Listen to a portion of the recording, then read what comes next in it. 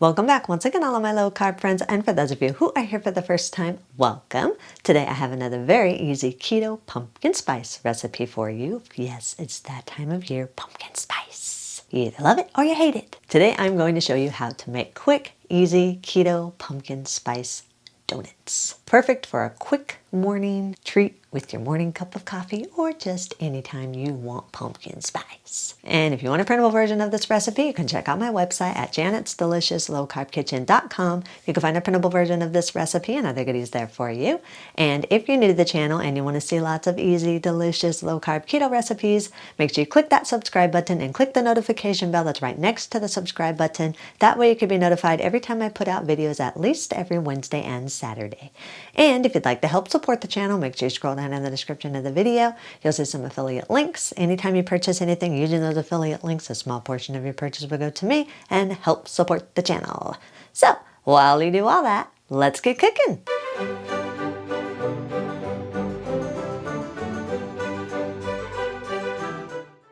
Preheat an air fryer to 350 degrees for about 5 minutes. If you don't have an air fryer, then preheat your oven to 350 degrees.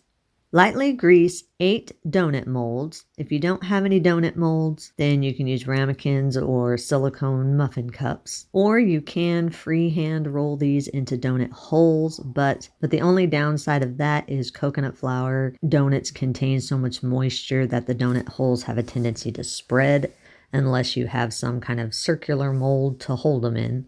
In a large mixing bowl, combine 56 grams or around a half cup of coconut flour, 25 grams or around 2 tablespoons of the granulated sweetener of your choice, 38 grams or around 3 tablespoons of the brown sugar sweetener of your choice. I'm using granulated monk fruit sweetener and brown monk fruit sweetener. You can use whatever granulated and brown sugar sweetener you want. You can also adjust it more or less depending on how sweet you want your donuts. Also, if you don't want to use a mix of granulated and brown sweetener, you can just use 1/3 cup of all granulated sweetener or all brown sweetener. That is entirely up to you. Add 15 grams or around 1 tablespoon of baking powder, a 1/4 teaspoon of salt, and 1 tablespoon of dry pumpkin pie spice. I just make my own pumpkin pie spice mix. It's just a mixture of ground ginger, ground cinnamon, ground nutmeg, and allspice. You can adjust the amount of spice according to your personal taste. Sift the dry ingredients all together until everything is fully combined and there are no lumps in the dry ingredients. Add 4 large room temperature eggs. Make sure they are room temperature so they stir in smoothly. Stir the eggs into the dry ingredients until everything is fully combined and all the dry ingredients are moist. Add 4 ounces or around a half cup of pumpkin puree. If you don't make your own pumpkin puree and you buy canned pumpkin puree, make sure you just get pumpkin puree and not pumpkin pie filling. When you look at the ingredients on the back, all there should be is pumpkin, nothing else. Add 60 grams or around a 1/4 cup of room temperature sour cream or plain yogurt, 2 tablespoons of butter that's been melted and cooled. Make sure it's cooled, you don't want to add hot butter. And 1½ teaspoons of maple or vanilla extract. You can adjust the amount of extract according to how much of a maple or vanilla taste you want in your donuts. I prefer maple in this case. Stir everything together until everything is fully combined and you have a thick, wet dough that's really more the consistency of a thick batter. It's going to be thick enough that you can roll the dough into a ball in your hand, but it's also going to be extremely wet. Scrape down the sides of your mixing bowl and push the dough to the center of your mixing bowl.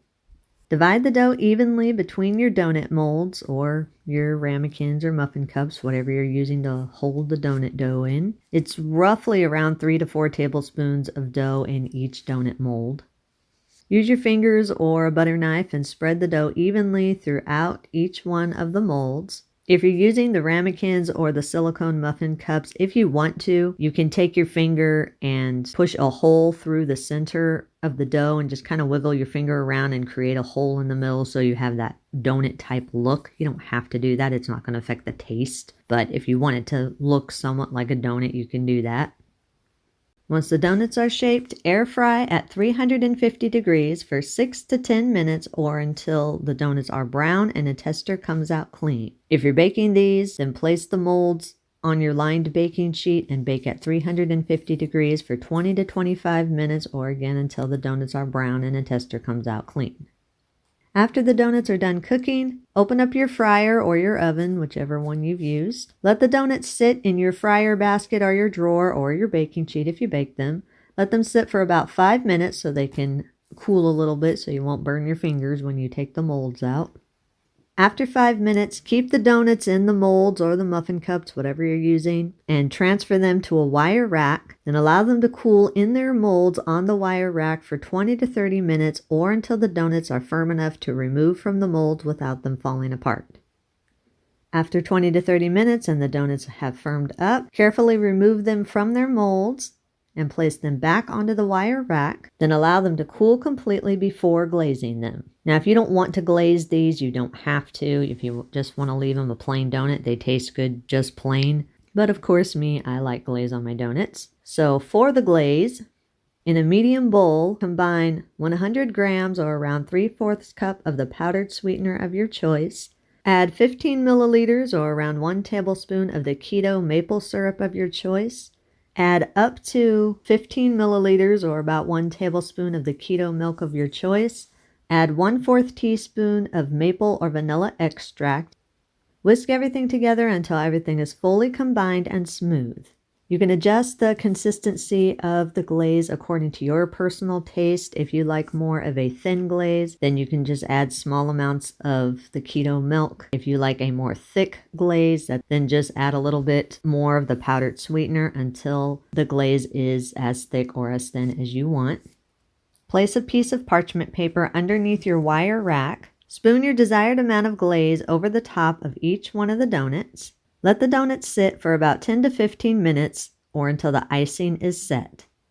So here we are back with my lovely donuts. They look delicious and smell so yummy. Now, if you've done a more thin glaze like I did in the video, then this is what your donut's going to look like. The donut is basically going to absorb most of the glaze. You're just going to have a thin little glaze on top.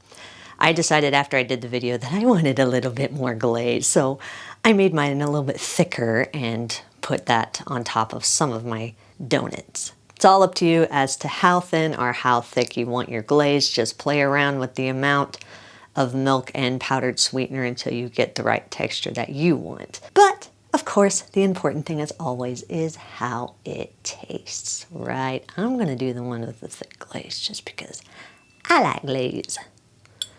Whoa, it's dripping. Get off. There we go.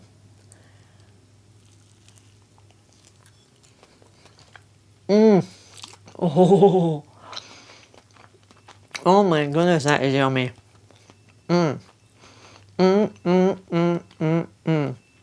That is so good. Just the right amount of spice in there. Really nice and tender. I don't know if you could see it's still dripping. I don't know if you could see the inside of that very well. Nice and soft on the inside. Got that little, God, this thing is dripping all over my fingers. Yummy. It's got that little light crust on the top underneath all that glaze. Just like an air fryer always does, a little light and crusty on the outside. Nice, soft, super moist center. That is a 10 thumbs up for me if I had 10 thumbs. Very yummy. Very drippy. I guess I should have let the glaze sit a little bit more.